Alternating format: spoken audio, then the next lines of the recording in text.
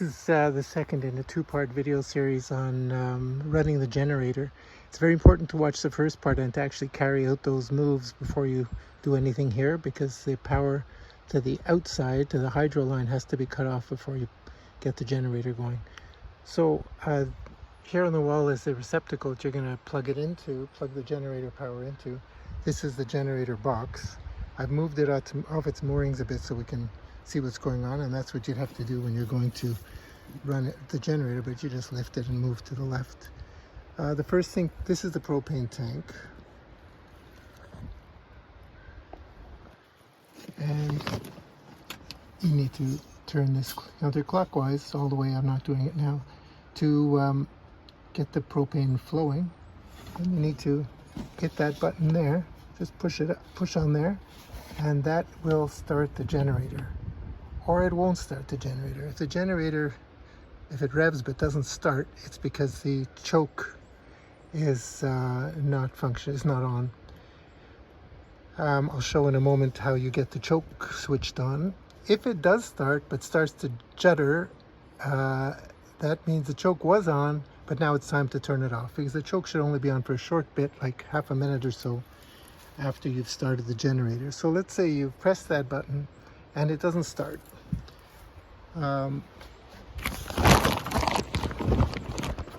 You need to go around the side here to get access to the choke. You need to be careful on this ledge.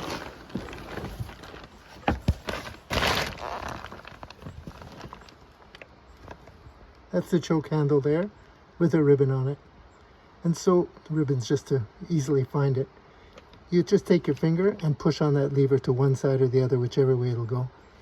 And if the choke was off and the generator didn't start, well, do that, flip that lever, go back and press that button at the front again to get the generator started. If on the other hand you have a juddering, shaking, sort of misfiring generator, it's time to flip the choke off. Just do the same thing, press it, push it in the other direction, whichever direction it'll go, and that will get the generator running properly.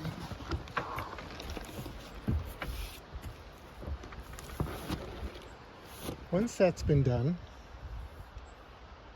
let the generator run for maybe a minute or so, and then you can plug it in. You plug it in here.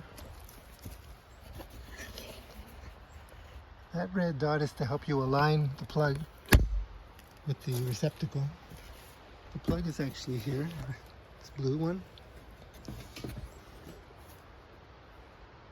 That white dot, it used to be red, will match up with the red dot of the receptacle.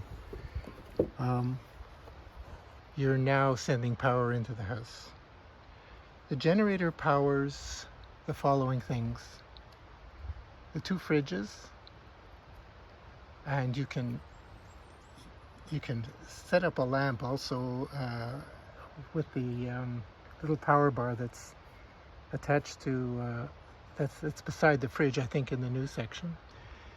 It powers the water pump, and it powers the oil furnace. It'll start the oil furnace, which is a furnace, of course, we rarely use, but will allow you to heat the house reasonably well.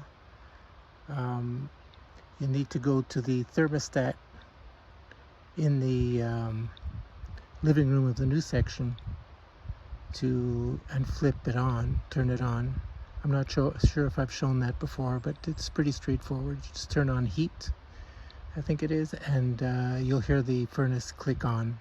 It can take a while for the house to get warm with that furnace for some reason. I